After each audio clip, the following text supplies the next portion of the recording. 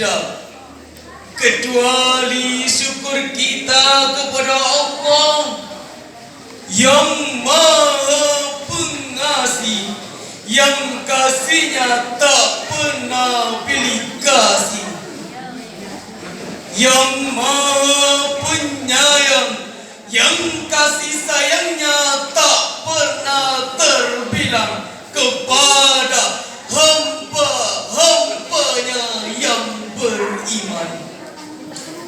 Salawat serta salam tak lupa kami curahkan kepada putra Abdullah, junjungan alam, seorang reformis sejati, pembawa keselamatan dan kebahagiaan hakiki. Siapa lagi kalau bukan Nabi Muhammad sallallahu alaihi wasallam yang telah membawa umat manusia dari masa kegelapan ke masa yang terang benderang, diterangi oleh iman, Islam dan ihsan. Begitu pula salam kepada keluarga beserta umatnya yang setia hingga akhir zaman. Dewan Hakim yang arif dan bijaksana, hadirin yang kami hormati, sungguh menjadi sebuah ironi ketika fakta dan realita berbicara bahwa kualitas moral generasi muda kita saat ini yang semakin lama semakin merosot, bahkan yang lebih menyesakan dada adalah fakta bahwa moral generasi muda kita saat ini terserang virus dan dijangkiti penyakit akut berupa dekadensi moral yang sangat memiriskan hati. Moral anak bangsa sebagai pelanjut estafet kepemimpinan bangsa jauh dari nilai dan norma ketimuran. Adanya pergaulan bebas tanpa mengindahkan norma-norma sosial dan agama yang berlaku semakin marak berjamur di musim hujan. Narkoba dan perilaku seks bebas sepertinya menjadi hal yang lumrah di kalangan muda-mudi Indonesia saat ini. Jika hal ini dibiarkan terus-menerus berlangsung, akan berdampak hilangnya jati diri anak bangsa.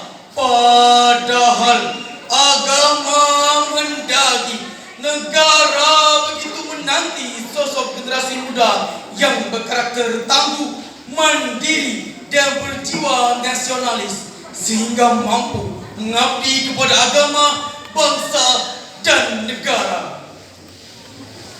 Oleh karena itu hadirin, untuk memberikan konsep solutif konstruktif melalui kesempatan ini, kami akan membahas syarahan yang berjudul Penguatan Pendidikan Karakter Menuju Jati Diri Bangsa dengan landasan surah Al-Kahfi ayat 13 berikut ini.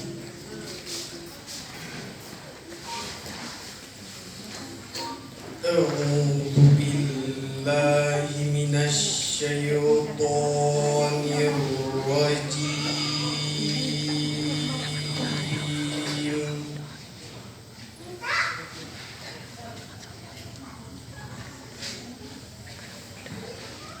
Bismillahirrahmanirrahim.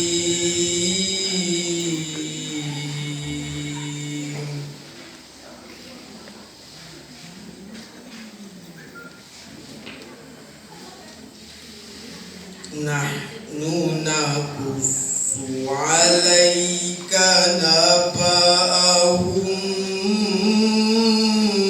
bil haqq.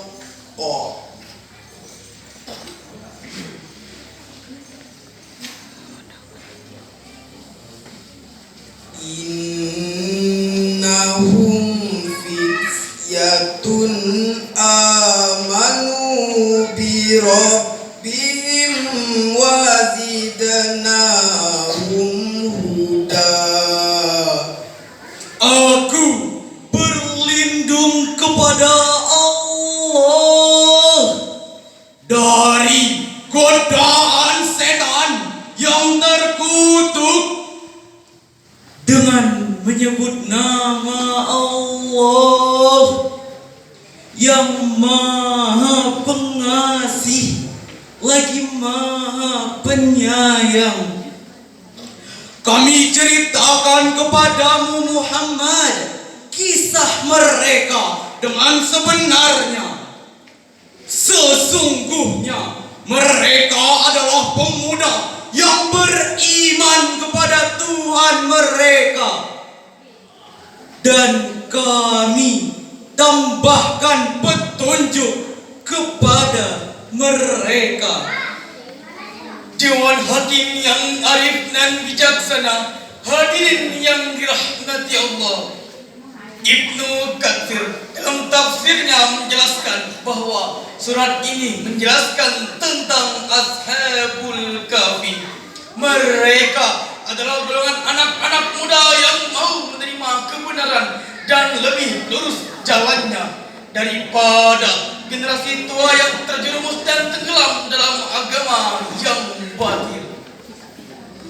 Imam Ali As-Sabuni dalam tafsirnya Safwat Tafsir menjelaskan bahwa kami ceritakan kepadamu ya Muhammad berita aneh mereka pemuda Ashabul Kahfi dengan cerita yang sebenar-benarnya tanpa dikurangi maupun ditambahkan sedikit pun.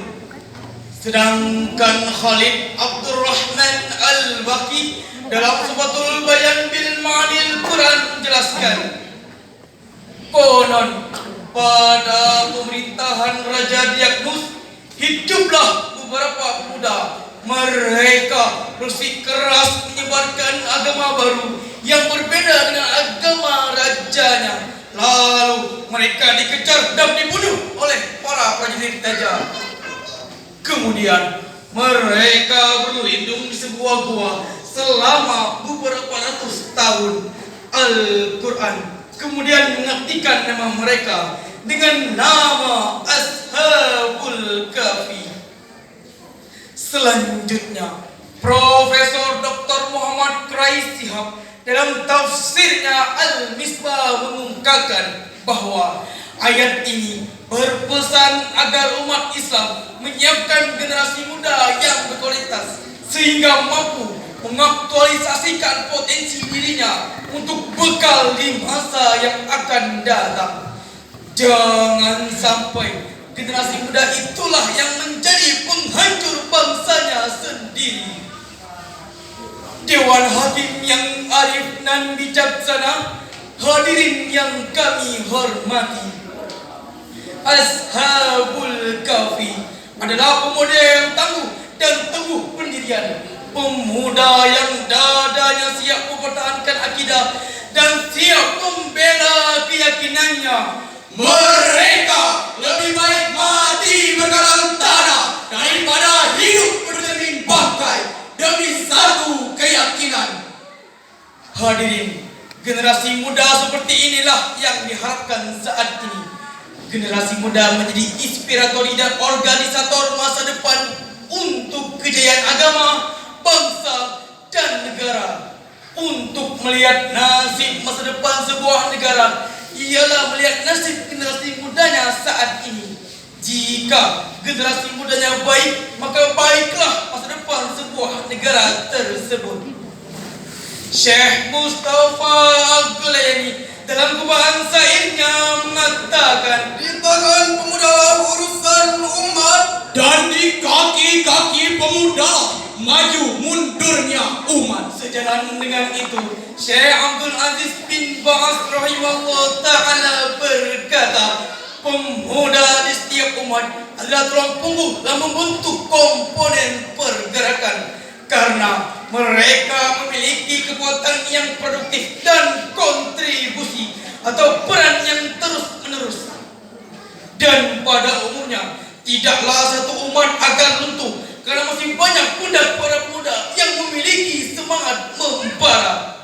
Bahkan saking pentingnya generasi muda, Insinyur Soekarno sang proklamator pernah berkata, beri aku 1000 orang tua, Niscaya akan kucabut Semeru dari akarnya. beri aku 10 orang pemuda, Niscaya akan kuguncangkan dunia. Dewan Hakim yang arif dan bijaksana, hadirin rahimakumullah. Lalu bagaimanakah dengan generasi muda kita saat ini?